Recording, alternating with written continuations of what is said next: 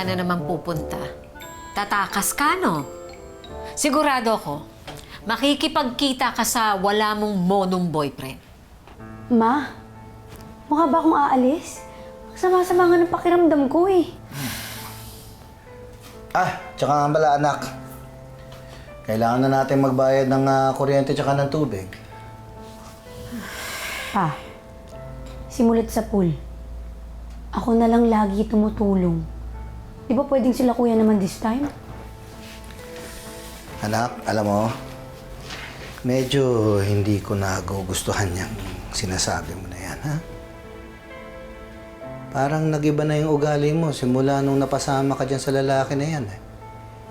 Hindi na nagiging maganda impluwensya sa'yo niyan. Itigil mo na yan, ha? Napaka-judgmental niyo sa tao. Halika na, bakit na tayo? Tulog na tayo.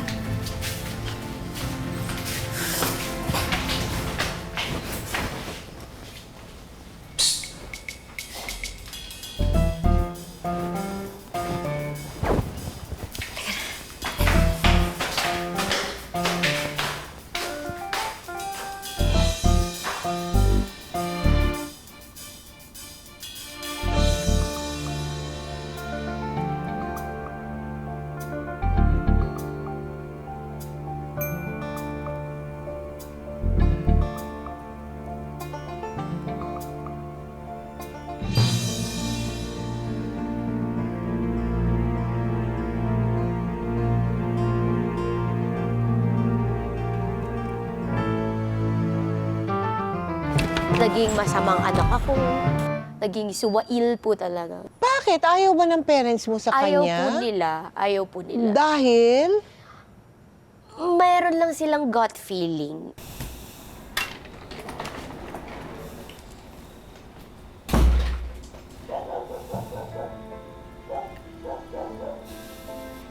Kung sisermonan mo ko, Ma, bukas na lang. Pagod ako galing taping. Pagod ka?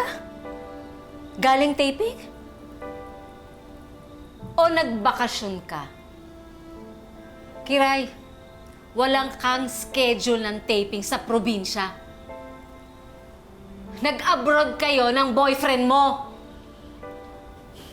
Ay. Ano ba nangyayari sa'yo, ha? Kailan ka pa natutong magsinungaling sa amin? Bakit pa? Kung magpapaalam ba ako, papayagan niyo ako? Hindi rin naman, di ba? Alam mo, kung talagang matinuyang boyfriend mo at mahal ka ng boyfriend mo, bakit hindi siya umarap sa amin?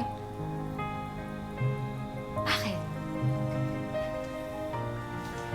Ano ba talagang mahal ng boyfriend mo? Yung pera mo? Sabihin mo nga sa akin.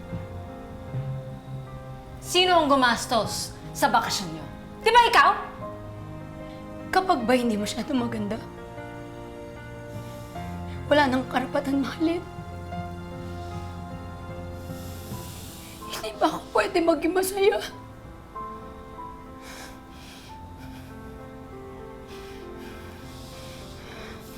Ma, buong buhay ko, hinalay ko para sa inyo ni Papa. Para lang sumaya kayo.